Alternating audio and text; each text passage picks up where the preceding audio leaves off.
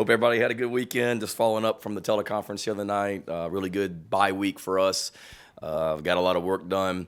Practiced Monday, Tuesday, Wednesday last week, and then our players had Thursday and Friday off. Coaches were able to get out on the road recruiting. It was great to be on the road recruiting. A lot of energy and excitement about South Carolina football right now, as you can imagine. So we were a lot of us in South Carolina and multiple states as well over those 2 days, and saw a lot of great prospects that are either committed to us or hopefully will be committed to us soon. Everybody had the weekend off, and then we got back in here on Sunday and had a good practice Sunday night, and a really good day out there this morning as well. Injury-wise, we're in really good shape, knock on wood. Corey Rucker won't play this week, but other than Corey, and Terrell Dawkins isn't quite back yet, but other than those two, everybody's got a chance. CBS, Christian Beal-Smith practiced this morning and looked fantastic. Those guys just continue. Devontae Reed continued to get better. Boogie did everything this morning in practice. So like where we are from a health standpoint. Excited about this Saturday. Obviously going to be an awesome environment in the stadium on Saturday night. The fair going on across the street, a night game in Columbia, SEC night game as well. As you can imagine, we've got a ton of recruits that'll be here at this game, which we're excited to visit with. I know tickets are in high demand. I'm the head coach, and I'm trying to find more tickets. My wife and family, we've given too many away, so I still got people calling me. So it's a hot ticket, which it should be. Our guys have earned that right to have a big game like this, and we need to have a great week of practice in order to go be able to play well on Saturday night against a really good team in A&M. Coach Fisher's done a great job with those guys. They're playing a lot of freshmen. They've battled a handful of injuries like we have as well, but really, really, really talented. The running back on offense is dynamic and a heck of a player. Big physical offensive line, athletic tight ends, highly recruited receivers, athletic quarterback. Defensively, I've talked about it before, their size and their length on defense stands out, particularly in the secondary. They have DBs that look like linebackers, and they're a veteran group on the back end, and then a really, really talented defensive line as well that is half of them, I guess, are true freshmen, but really, really playing well. And then special teams, they're elite. The running back's their kickoff returner. He's already taken one kickoff back for a touchdown against App State. Had a chance to pop a couple more, and they got us last year in the return game on a punt for a touchdown. So our coverage units have to be fantastic, and then we've got to continue to win that phase on special teams like we've been able to do for the most part this year. But off to a good start, and looking forward to Saturday night and being back home in our stadium. And I know our fans are excited to get out and see us as well. Hope that Gamecock walk, we're encouraging recruits to get here early to see the walk, and expect that to be dynamic, and then everything else throughout the night. And we're working really hard to make sure we put on a good show. So, questions? Shane, looking at the depth chart released yesterday, I noticed R.J. Roderick wasn't on it. Is he still part of the team? R.J. is not a part of the team anymore. I'll let R.J. speak for himself, but right now he's not a member of this football team, and won't be going forward.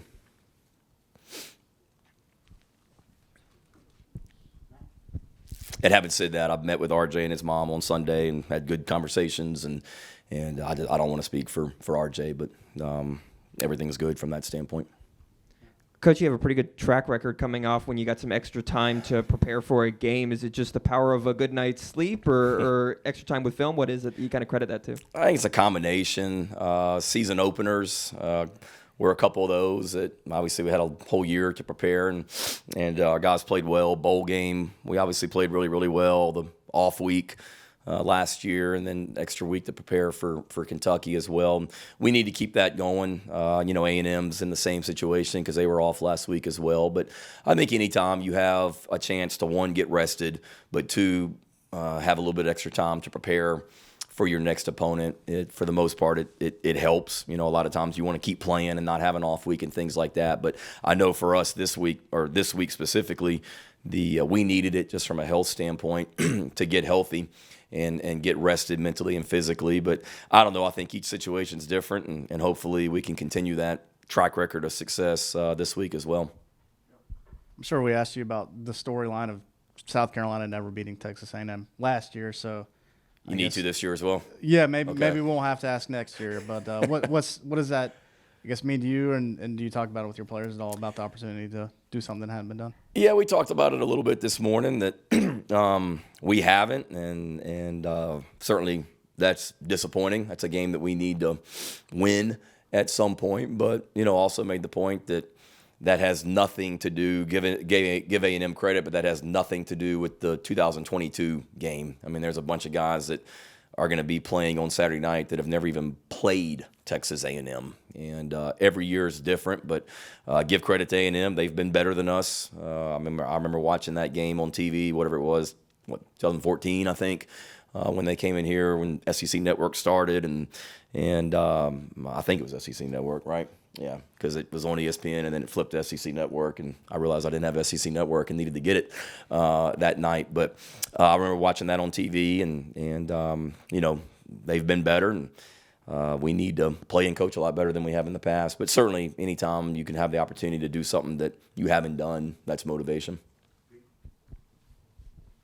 Shane, kind of a bigger picture SEC question. Obviously, everybody seemed to be watching that Alabama-Tennessee game. It seems like after a few years of the SEC West kind of being the feature division, the East is kind of making a comeback. It's getting to be like when you were here as an assistant. Yeah. Do you notice that as a coach, and what do you think the difference is? Is just trying to out-recruit what the West is doing and kind of get yourself on par? Yeah, I think that's part of it. I mean, the West has had a national champion recently in LSU, a national champion recently in Alabama, most recently, and obviously in the East we've had Georgia. Across the SEC East, across the SEC period, it's gonna be really, really good football.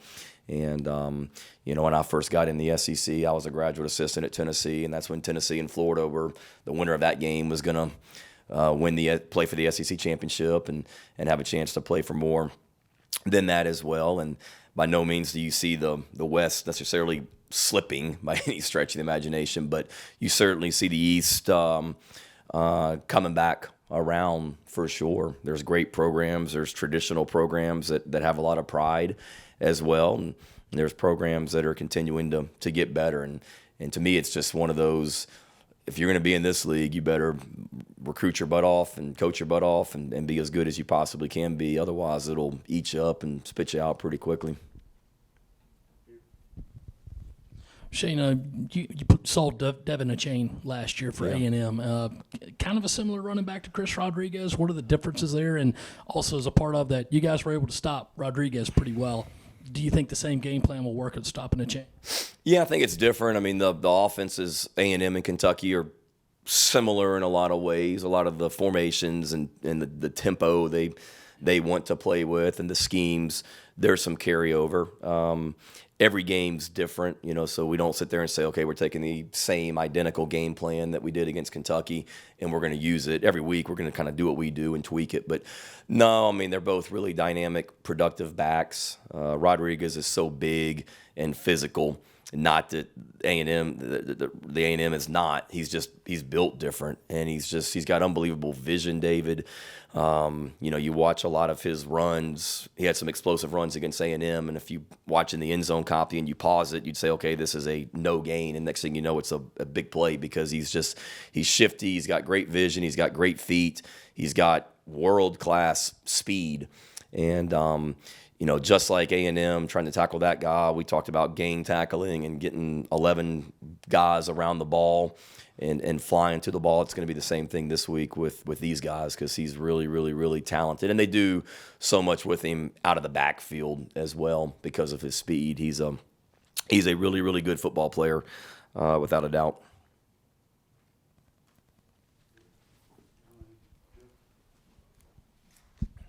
Shane, hope you're doing well. Eric Douglas was in here earlier today saying he thinks Spencer's kind of one of the calmer guys on the team. He noticed that at halftime at Kentucky. What is it about Spencer and the way he kind of just keeps everything, in check, I guess, when it's high or when it's low? Yeah, I think that's just his personality and always has been. Nothing, he doesn't get rattled. And he's a competitive guy. He shows emotion when needed, but he's a guy that doesn't get too high and too low. And I think that's a great quality, for your quarterback. he's been through battles before, first of all, so he's got a calming influence. I mean, he won a conference championship at Oklahoma and went through with some adversity and was in some tough situations, and even then never got rattled. And when we lost the first 2 conference games at Oklahoma in 2020, when he was our starting quarterback, he didn't get rattled. He came right back and never lost again as a starting quarterback at Oklahoma.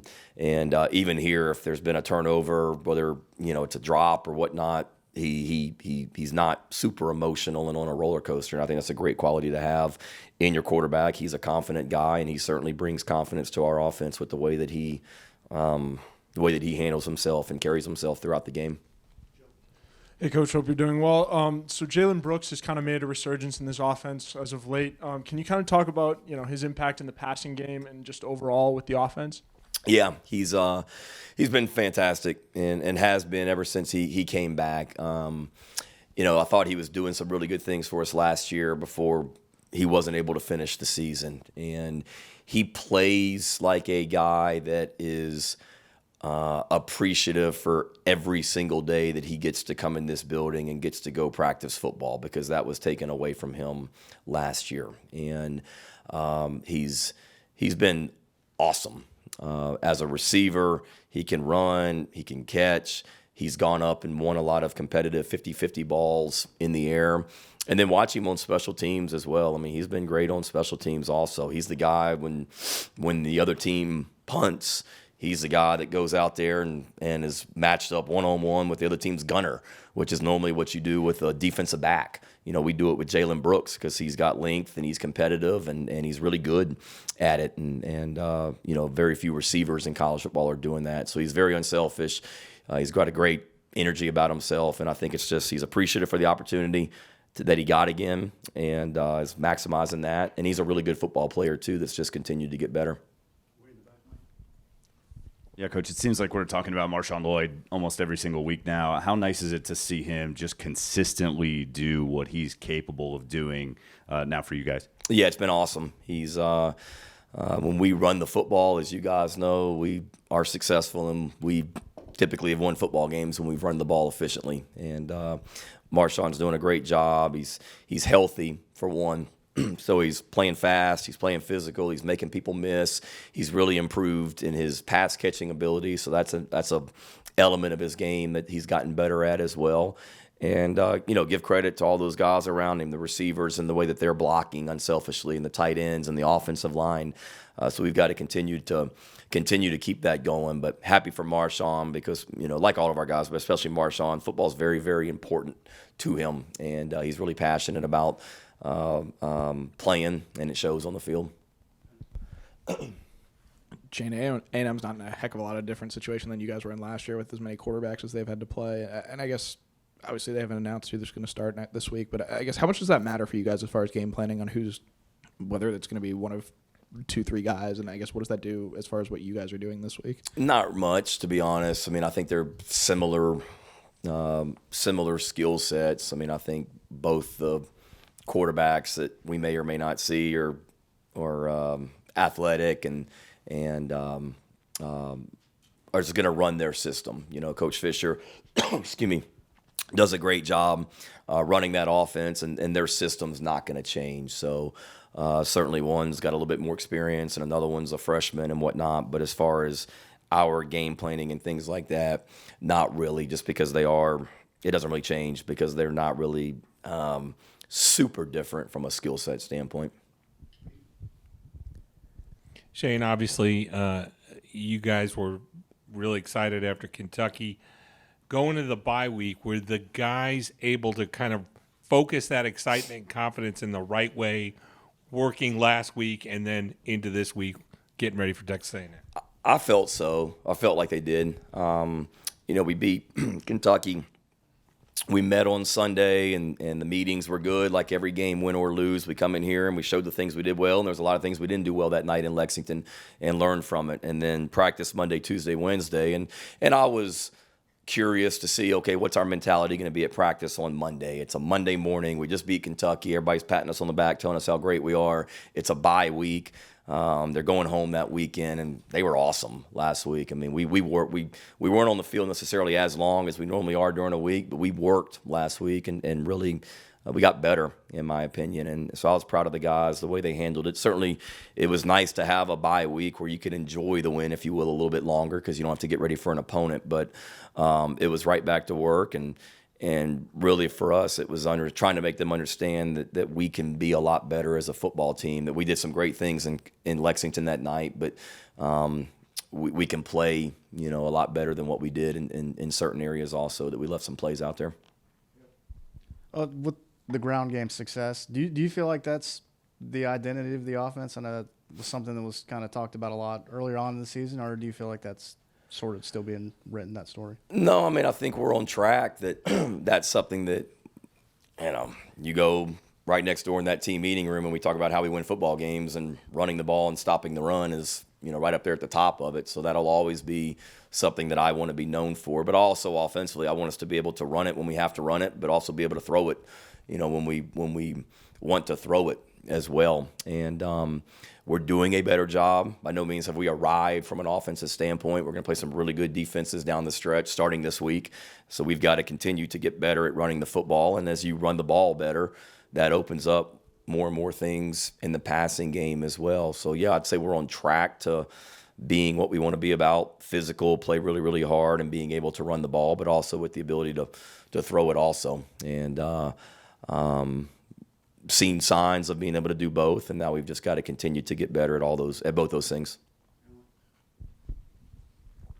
Hey, Jen. I wanted to ask you about Mitch. He's been super consistent this year, 6 of 6 on field goals, kept the ball out of Barry and Brown's hands the other night at Kentucky. Just, I know he was still fighting for that job through most of preseason. Just kind of what have you seen from him, and has it been a surprise just kind of how well he's performed this year? Yeah, no, he's done great. And I think it's more of a testament to him and Alex Herrera that competition went as long as it did, because we've got great confidence in Alex. He hit a long field goal out in practice today. Alex did. So we've got confidence in both those guys. But I think as Mitch has been able to get out there this season, his confidence continues to grow. I mean, starting his first game as a starting kicker and he hits 2 50-plus yard field goals, that'll do it.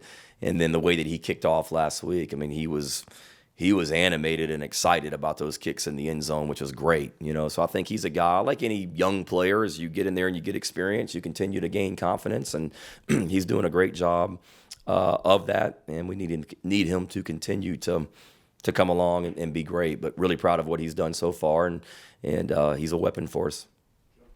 Hey, Shane, Zach Pickens was in here earlier making us laugh with his stories from the fair. And you talk about stopping the run a bunch. What impact does he mean, what does he mean to this defensive line and stopping the run, especially against a team like A&M? Yep. So Zach was at the fair recently. Yeah. So what he said? I bet you that was good.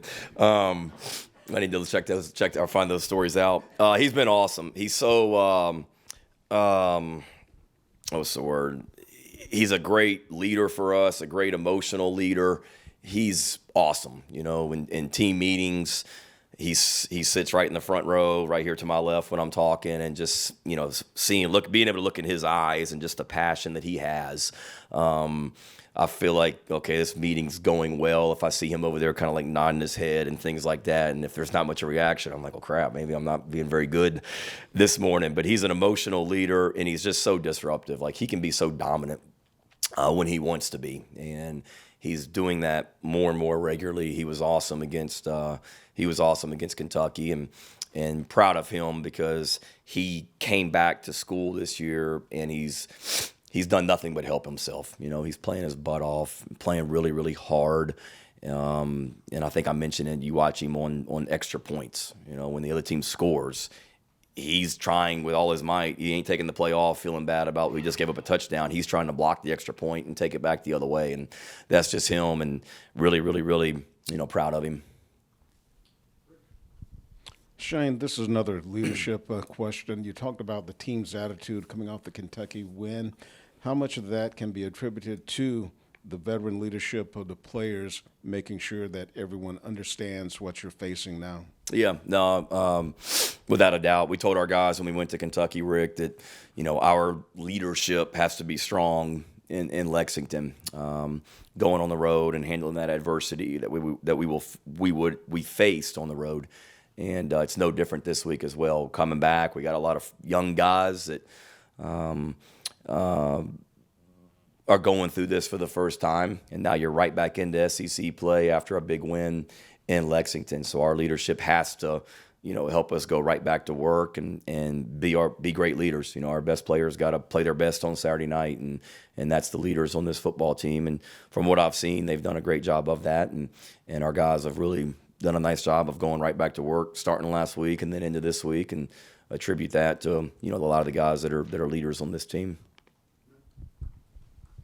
Kind of going off of Joe's question, I've been asking the guys about the state fair and just, favorite foods. Lots of them have had different answers, from the donut burger to the fried Oreos and everything. Have you gotten over there yet? And you got anything specifically you'd target if you got there? I haven't. I feel bad saying that I haven't. I look at it out my window early morning and then throughout the night, but no, I haven't gotten over there. My kids went yesterday, and they had all kinds of stories. I got home last night, and they were all asleep, but there was all kinds of just prizes piled up in the kitchen floor of things that they won at the fair yesterday. So they had a good time. Believe it or not, my last time to the fair was when I was an assistant coach here, and our offices were at the stadium, so it was easy to just walk across the street and come right back. So I remember going over there when Sutton, our oldest, she's 14 now, so it would have been when she was a baby, and went across the street. We rode an elephant together. That was pretty cool. Not every day you get to go to the fair and ride an elephant in Columbia. So we did that, and I think that was my last time at the fair. And then I've been around it. Obviously, when you're at Oklahoma, you play Texas in the middle of the State Fair of Texas, which is, if you guys have never been to that, you need to. That's a bucket list trip. But that's pretty cool. We drove through the fair at the game, and my kids and wife enjoyed that one. But I have not been, so I can't comment on the food. I know there's some great things over there, but I've been too busy over here. I get two more for you. Corey Rucker's thing, is it similar to or the injury that he dealt with in preseason, or is he? Yeah, I think in his mind, or not in his mind. I think he played against, what was that, Charlotte? Yeah. Played in that game and aggravated it a little bit in that game, and it's just been kind of slow coming back along. So yes, not a new injury. It's aggravating what he had done before. And were you supposed to say something about your dad's birthday? Oh yeah, it's my dad's birthday. So I already called him this morning. So I feel like I did my part, because I called him this morning before we went to practice and wished him happy birthday. So yeah, happy birthday to my dad, and we'll see him this weekend. And hopefully we can play well and make some plays on special teams and give him a great present. Thank you. Shayna, with the carry-on, is he completely healthy, from that thing he had earlier in the year? Yeah, I think he would tell you that. He's nobody that we're concerned about injury-wise. He's doing a great job for us on special teams. And then the position that he plays, he's our F receiver, which is essentially like the slot guy with Amarian Brown. And we, against Kentucky and then some of these other games, we've been in a lot of 12 personnel, meaning we got 2 tight ends out there. So if there's 2 tight ends out there, then there's going to be 1 less receiver on the field. And we didn't play a ton of plays against Kentucky. So he's healthy. He's doing a great job on special teams, and is doing a nice job at receiver for us also. Shane, you guys, I think, lead the nation in punt blocks right now. I got asked about it on the radio earlier, asking why you guys are able to do that. Frankly, I'm not really sure. So I guess could kind of answer that. What is it about punt blocks? Coaching. Come on, Ben. What is it? Is it just that you're the head coach, you're dialing up punt blocks? I mean, what is it that you guys are doing to be able to get after punt kicks? No, I think that's a great question.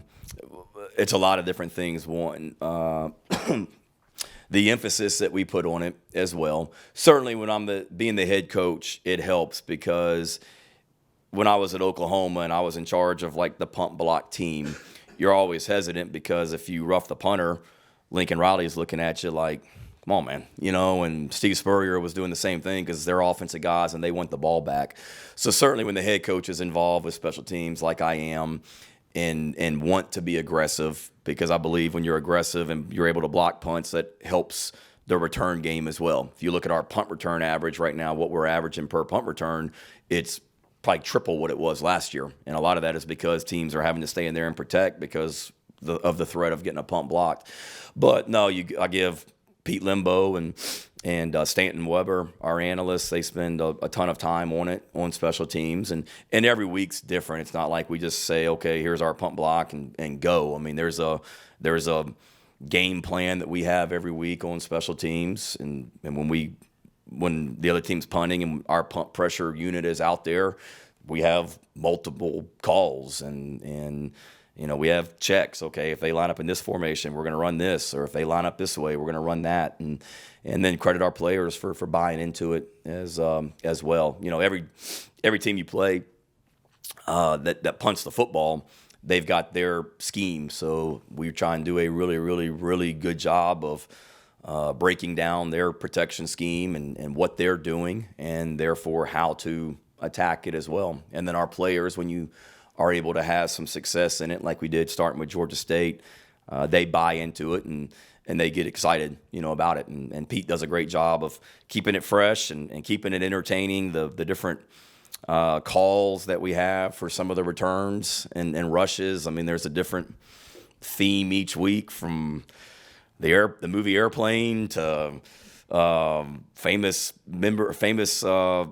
stars of the show Sopranos or whatever it may be. I mean, you never know what you're going to get, the theme for punt pressure this week and all the calls. So he does a really good job, and then our players have done a great job of buying into it. Shane, MJ Webb, he's been around for a while. He was in here earlier talking about some of what the best, I guess, Gamecock teams he's played for, talking about the physicality they had, the connectedness they had.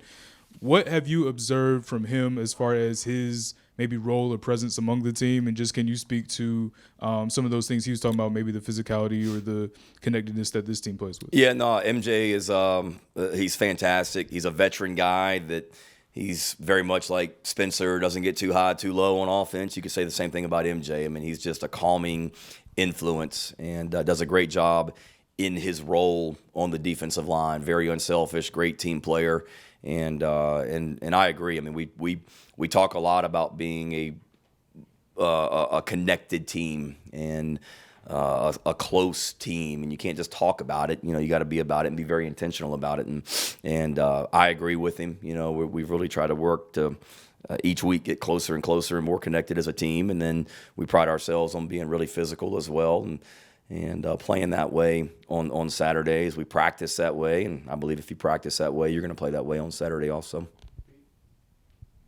Yeah, Shane, I wanted to riff off Ben's question about you guys block a punt and it's beamer ball. You complete a pass, it's beamer ball. Is there some kind of Dead Sea Scrolls compendium of special teams play that the Beamers are privy to and nobody else is? I mean, what is that? Is that like? No, I wish it was that simple. No, I think it's just starting with my dad. He'll tell you early on at Virginia Tech they weren't very good, and special teams was a way to try and even the playing field a little bit. So when he first went to Virginia Tech and was coming in here and playing Todd Ellis and Sterling Sharp and all those guys, they needed to find a way to keep it close, and him coaching special teams was a way of doing that. And it goes back to the emphasis we put on it. We put a lot of emphasis on it here. We spend more time on special teams in practice and in meetings here than anywhere I've been, including Virginia Tech. And then our players have bought into it as well. And Pete and Stanton do a great job of trying to coach it up.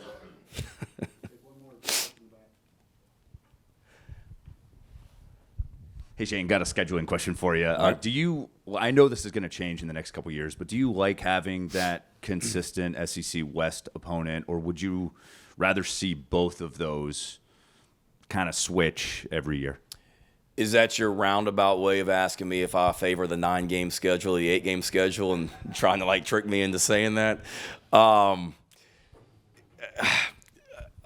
As I've said before, I mean, I think there's positives to both the different scenarios and things like that. I've only been around in the SEC, at least, where you have the crossover opponent, and then same thing in the in the I guess in the ACC as well when I was at Virginia Tech. So when I was here before, it was Arkansas, I believe, was our crossover, and then now you're here and it's A&M, and then I've been in the Big 12 where it was just round robin and you played everybody, and you didn't have division. So been a part of both of it, and I know it's like the politically correct answer that I play whoever they tell us to play and when they tell us to play them, and you know, I know it's a big topic of discussion, but in this league, there's no weeks off, and whether you're playing A&M every year or whether you're playing a different team every year, you know it's going to be a battle.